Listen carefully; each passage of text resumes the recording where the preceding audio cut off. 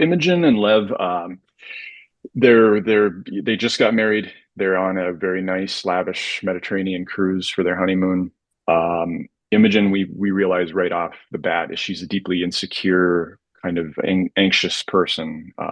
Has some paranoia, has some things in her past that we're not aware of at the beginning that have happened to her that have kind of shaped her this way. And she suspects that her new husband was kind of flirting with like a waitress at lunch when she was in the bathroom. Basically, she kind of catches a glimpse there, and it just sets her off. It's all of these old feelings coming back that she thought, okay, this is over for me now. I'm married. I'm with the person that I fell in love with, and it just kind of all comes rushing back. And he disappears for a while. He's not on the ship for a while. And then he returns, and she doesn't believe his little alibi about where he was. And in the midst of things, as the ship is out at sea, he falls off the balcony of their room into the ocean.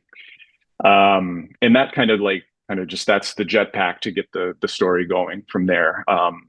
He survives. He's miraculously found within about 24 hours, but he doesn't really remember why and how he fell. And he doesn't remember certain things about their life. And from that point on, it's Imogen's kind of job to figure out if he's telling the truth and if he really is the person that she fell in love with. I love that, actually. I love taking scenarios that feel like they should be safe, and then you tilt them a little bit. So then it's this, you get that like kind of sense that something's wrong.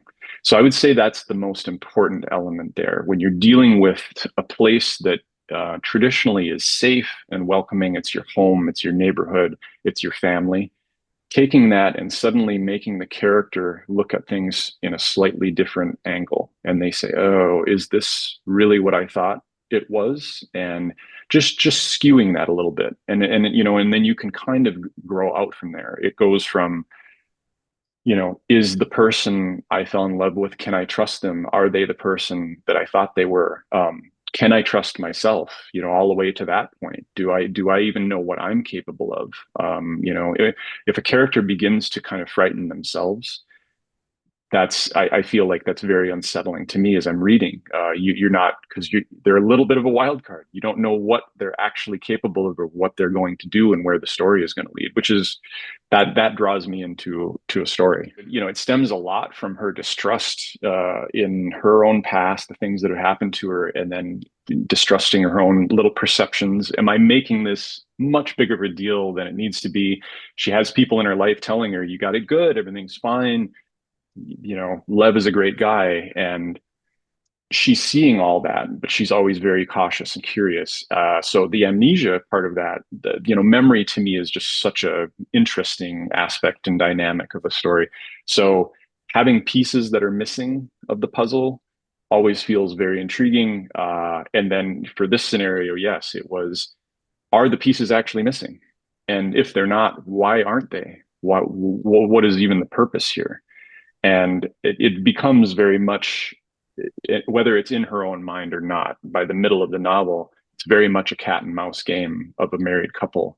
And you're wondering, like, is she just really, really blowing this out of proportion, or is she onto something here? And if so, what is she onto? I think always the approach for me personally, which feels good, is just that organic. You just jump right in. If you're going to do another point of view, just get right into that character and their world and their life and what's happening.